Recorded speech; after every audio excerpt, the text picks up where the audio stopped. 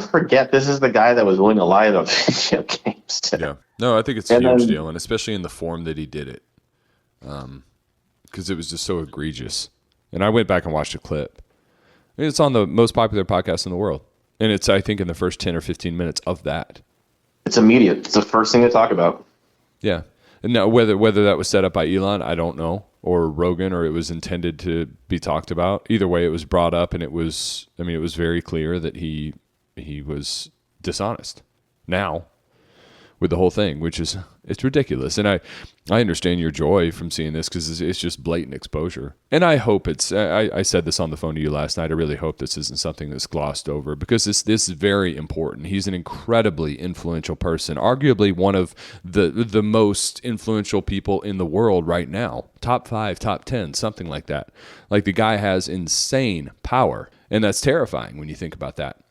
If he's willing to do a throwaway and just spit some bullshit about something that he does, it's scary when it gets down to it. Yeah.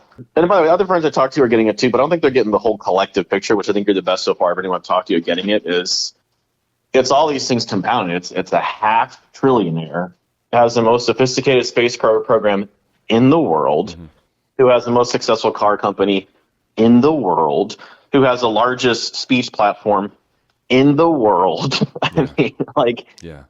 Is on Trump's cabinet for the Department of Government Efficiency, right. But he's also simultaneously supporting H-1B to bring in people to replace us, which he said, go fuck yourself in your fucking face if you're against that, which is what he said, if you remember. So he has the biggest influence on jobs in the United States, efficiency of our government, and he lies about a video game. Ding, ding, ding, ding. Kind of important. It's huge. He's doing something that children do, and they're taught not to do. As adults, I think you can relate. I can. If I embellish or say something that is a little off, I feel terrible. I really do. It's just not. It's not in your, and it affects your character in such a shitty way. I think when you kind of live that false reality. And whether he's a sociopath and he's convinced himself that this is true and he just lives that lie, that could be thing two. It could be completely.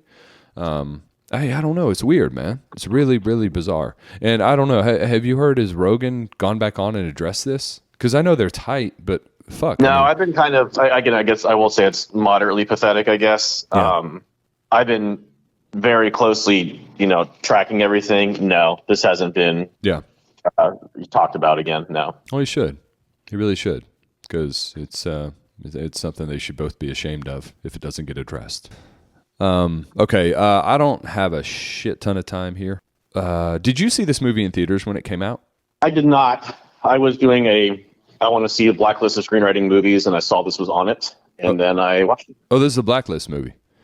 Yes. Do you know why? Well, I mean, I can tell you one. I can guess. This is me guessing. Have you noticed there's no diversity? Which, by the way, made it really it very accurate. There was a little bit of sarcasm behind the question, but yeah, I did notice that. Yes, an entirely white cast in idyllic 1960s America. That would be my theory. Is all the producers are like, what? No way! I'm going to make this film. Frankly, it puts a woman in a bad light. It's not like a female empowerment thing. It's like.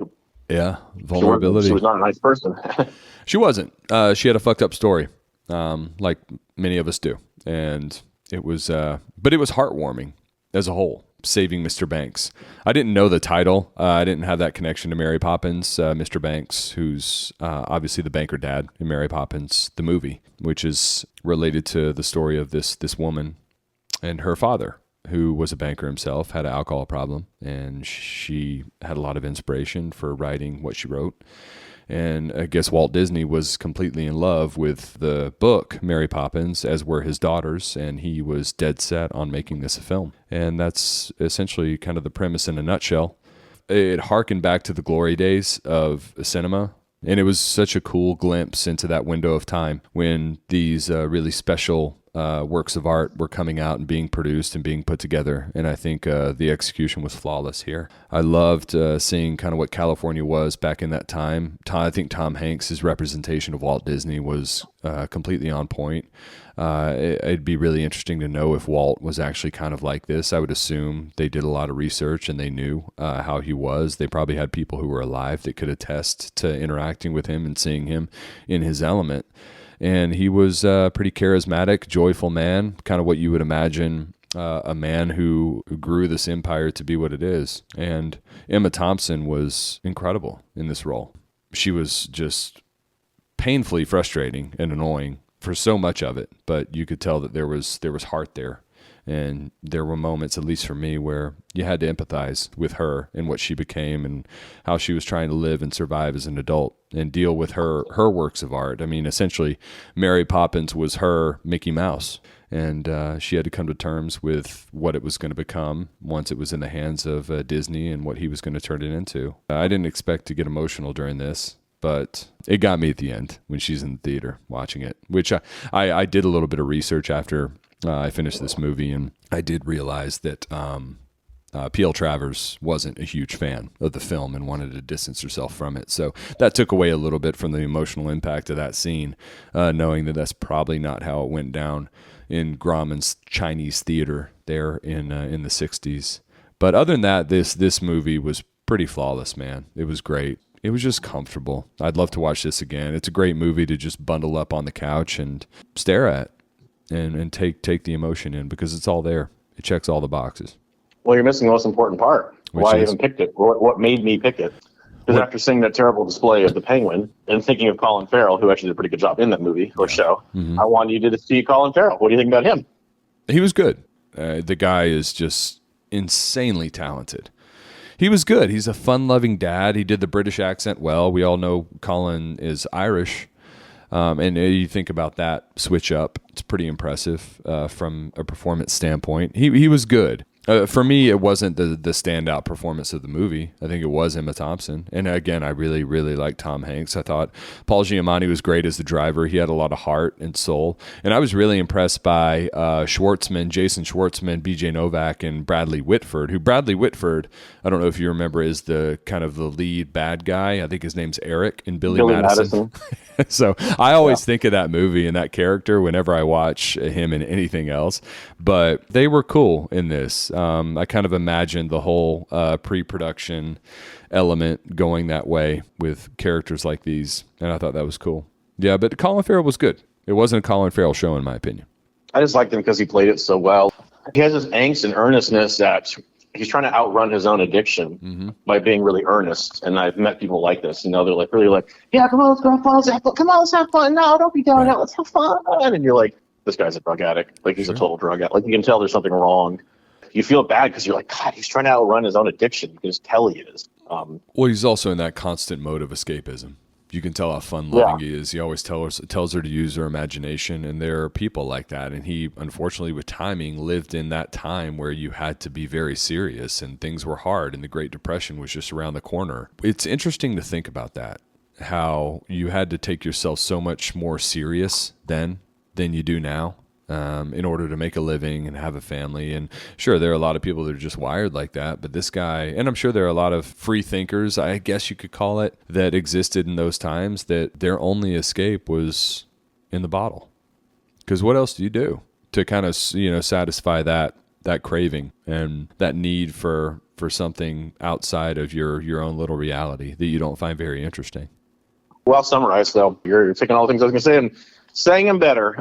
I think it's a story a lot of people can identify with, is like the guy who's an account manager at a plumbing company, selling pipes or whatever. And you're like, this isn't what I want. I want to, and then if you don't do that for long enough, it starts building on you and turns into neuroses, drug addiction, sex addiction, alcohol, something. It will manifest. And this guy clearly wanted to probably be a creative type, and he didn't and couldn't. Which, by the way, I have opinions about trying to just pursue a creative life. Like I said, I think it should be a part of your life, not your whole life. And probably had a troubled past and caught up on him. And you see it, how it destroyed his family, everyone around him. Of course. It was almost like Walt Disney was the modern version of Travers Goff, her dad. And maybe she saw that in Walt Yeah, I don't think she addressed it in the movie, but I definitely saw similarities. It was just kind of placing that same personality type in different periods, different time periods. And Walt obviously was just, it fit where he was. And I mean, I didn't know Walt Disney was from Missouri. That was an interesting little fact on there. And I guess he had a fairly abusive or intense upbringing, but he was geared, and he never lost that childhood element towards being geared at escapism and looking at the joys in life. It's kind of an interesting thing to think about this world we live in. Walt is what it is now. It's a weird machine that's massive, but it's crazy to think of a world, at least America, or United States of America, without Walt Disney or Walt Disney World or any of that stuff. Yeah, and the part with Disney is interesting. I did research, and so there was a conversation where he did convince her finally to give him a script, and it was tense. No one was there, though. So the screenwriter, it's a she, by the way, which is cool. She was looking into Walt's background and found out everything he said is true, and worse, by the way. Like, I guess he was like shivering and cold and by himself, and he wrote about it like in a diary, or just horrible stuff. Like his dad had failed so much, just like, Travers Golf had failed so much. He's like, this is going to be the business that finally works, and I'm going to use my kids. His justification was, hey, if you live here, you need to earn your keep anyway. These are kids. But I guess she's like, oh, that's their connecting point. And so she fantasized that was the story he had to convince her to give him the script finally and sign it. Yeah, I didn't know that. Yeah. Neat. I didn't realize Disney was only 65 when he passed away. Yeah, he was young. He has an interesting past. Lots of other stuff we talk about with him another time. Yeah, I thought the same things. Everyone was great. All the performances were great. It's funny because it's an emotional movie. It's hard to watch sometimes, but then I feel better because you feel at peace when Mary Poppins shows up for yourself. You're like, okay, finally there's an adult in the room that's going to take care of things. Exactly. It's cool. It kind of makes you think these powerful movies that we were raised on, and Mary Poppins, I told you already, was one of 3 VHS tapes that I had when I was a child, and it was Mary Poppins, Who Framed Roger Rabbit, and Batman with Michael Keaton. Those were the 3 movies I owned, and I watched all of them nonstop. And I want to go back and see Mary Poppins again, but my point being, it'd be really interesting to see what kind of backstories inspired some of the greatest films that we are so familiar with nowadays. I mean, I wish they did more movies like this. I think that's a point I'm trying to make, because that the writers went through probably pretty incredible stuff that inspired these stories that turned into these kind of cultural pieces of art that we rely on and we lean on for comfort. Yeah, and I picked it because, and it's going to continue, and I don't really care so much because I don't want to ever, self-censor us. But I'm sorry that I don't watch modern crap, and I do it for our podcast, but or I guess our YouTube channel is modern crap sucks. And so I was telling some people at work, they started asking suggestions, and someone's like, well, what do you got positive to say? And I was like, I'll give you a whole list of positive movies if you want me to, be positive. And so I want to be like, look, I objectively look at things. This is objectively a great, maybe exceptional movie. And they did make them, by the way. Like, you thinking, I'm not saying you personally, you thinking Deadpool and Wolverine, I mean, anyone. And thinking Deadpool versus Wolverine is like great or even good. I'm sorry, it was average to below average. But everyone shifted their interpretation of these things. They're like, oh, that one was era defining. I'm like, no, it wasn't. Have you ever watched a great movie? Like, have you ever watched a great cinematography, great music? You have the Academy Award nomination, by the way, for the music. Great set pieces, entirely set around the theme. Great acting, great theme, relatable. I mean, what's missing? Based off an IP, in this case, Mary Poppins, and lastly, based off something that's true in a lot of ways. So I want people to see, like, these existed. Mm-hmm. These people haven't gone away. They just got nuked out of orbit from the writing room. They said, we don't want you here anymore. We want these other people in the room who suck at writing, suck at directing, are diversity hires or are nepotistic hires, just like fucking blink twice. And that's why you have the slop you have now. And if all you're eating is slop and you get slop that's a little better than other slop, you think, this is pretty good. Comparatively, it's not. Anyway, long diatribe to say, I like getting a chance to finally talk positively about a movie. That's and nice. Say, hey, there are good movies out there. They have been made, and they're exceptional in a lot of ways, and this is why. It's amazing to me. I just went to Disneyland last month.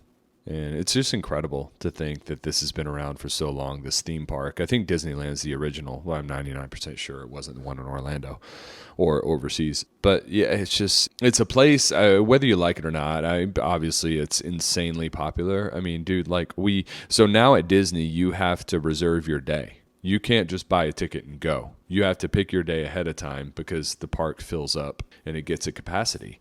And the amount of adults that are in here just happy, and it's a really magical, special place for me. And you look in there, it's open 365 days a year. It opens at 8 a.m. and closes at midnight, I believe. Maybe extended hours, shortened hours slightly on certain days. This is during the week on a Wednesday, mind you. It was open 8 a.m. to midnight.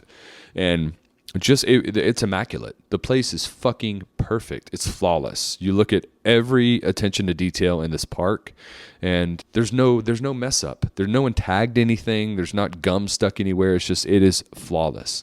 Yeah, the only reason I say that is I think that Walt Disney just instilled this kind of idea of perfection and escapism, and it's somehow continued with this product. Some could say in certain areas, I know the films have fallen off by and large, and a lot of what they produce and put out there, because he clearly is no longer with us, been gone for a long time, but it's just this big machine that was turned over to a bigger machine and made into this kind of oftentimes garbage spewing factory now. But if you haven't been to the theme park, I can't recommend it enough if you're into that sort of thing. It's hard to do a theme park wrong. Even the crappy ones, you're like, they're still rides. Disney's different, though, man. I'm telling you, it's different. And the fact that there are also rides here that have been there since I've been the to 60s. Disneyland. Yeah, I've been to Disneyland in Cali. I've been to Disneyland, or I guess World. I've been to one in Paris. Have you really? Yeah, I went to high school in Germany, or junior high, so I lived there for 3 years. So I went to one in Paris. How was it? Amazing. I mean, it's amazing. All of them are. Okay.